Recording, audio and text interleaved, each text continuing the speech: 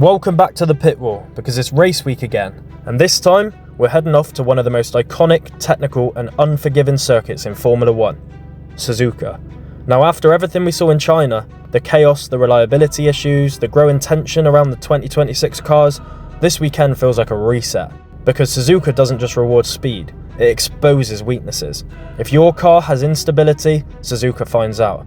If your driver lacks confidence, Suzuka punishes it. And if your team isn't operating cleanly, Suzuka magnifies it. So this weekend could give us the clearest picture yet of the real pecking order in 2026. And the big question is, are Mercedes about to take control of this season, or is someone about to stop them? Weekend overview. Coming into this race, the momentum is firmly with Mercedes. After a dominant showing in China, with Kimi Antonelli taking the win and George Russell backing him up, they look like the most complete team on the grid right now. But Suzuka is a completely different test. China rewarded strategy, adaptability and race execution. Suzuka? This is about aerodynamic efficiency, balance and driver precision, and that shift in circuit characteristics could really shake things up, because there are teams, particularly Ferrari, who might actually benefit from that. F1 news, drama and updates. Before we break down the track, let's talk about what's happening behind the scenes, because the tension in Formula 1 is starting to build. Verstappen versus the regulations. Max Verstappen has once again raised concerns about the 2026 cars. He's been vocal about how they feel, suggesting they don't always deliver the kind of racing that drivers expect. And this isn't just frustration, this is starting to feel like a broader concern about the direction of the sport. Toto Wolff responds. On the other side, Toto Wolff has pushed back. His argument? The racing's been good, and from a fan's perspective, especially in China, it's really hard to disagree. So now we have a divide.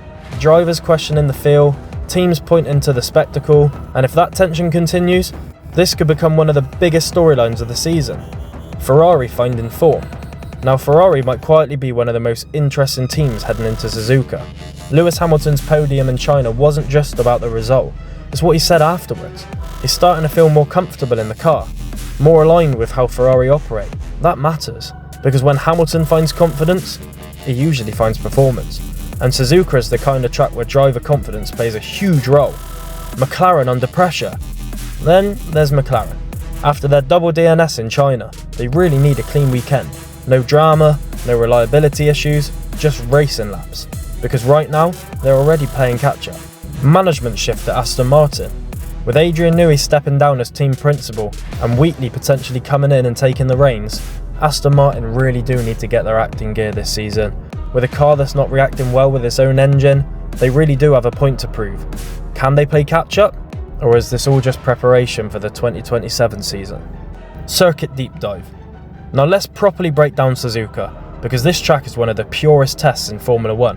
The Suzuka International Racing Course is a high-speed, flowing circuit that demands total commitment. And unlike many modern tracks, there is no hiding it. Sector 1, the S's. This is where the lap begins, and it's absolutely critical.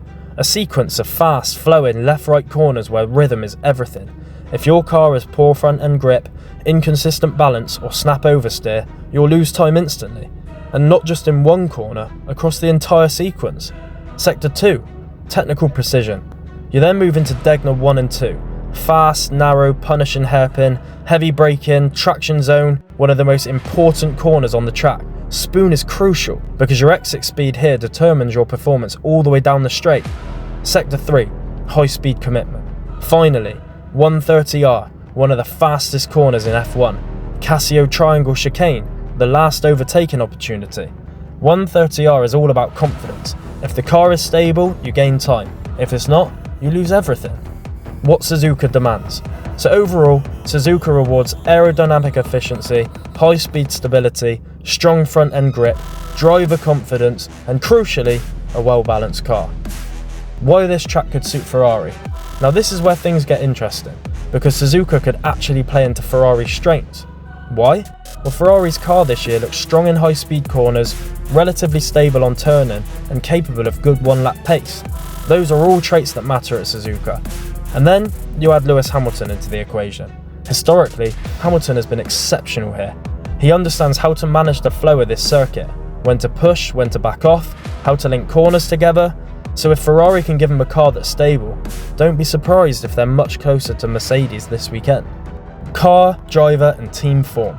Mercedes. Right now, they look like the most complete package. Strong aero, good tyre management, consistent execution, and both drivers are delivering. Ferrari. Improving, closer than they were, but still need consistency. Suzuka could expose that, or prove they fixed it. Red Bull.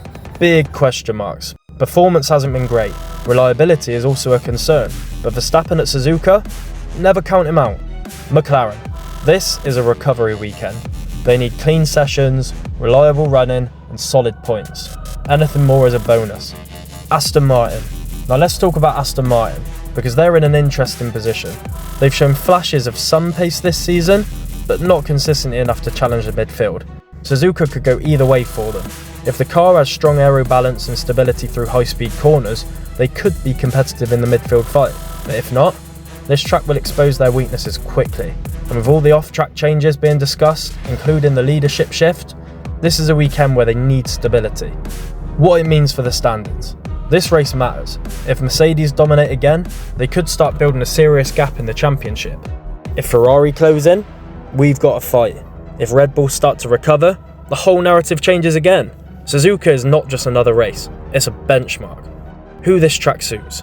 Favourable for Mercedes, Ferrari and experienced drivers. More difficult for unstable cars and teams lacking consistency. This is a precision circuit, and that usually rewards the most complete package. Predictions. Alright, let's lock it in. Pole position, George Russell.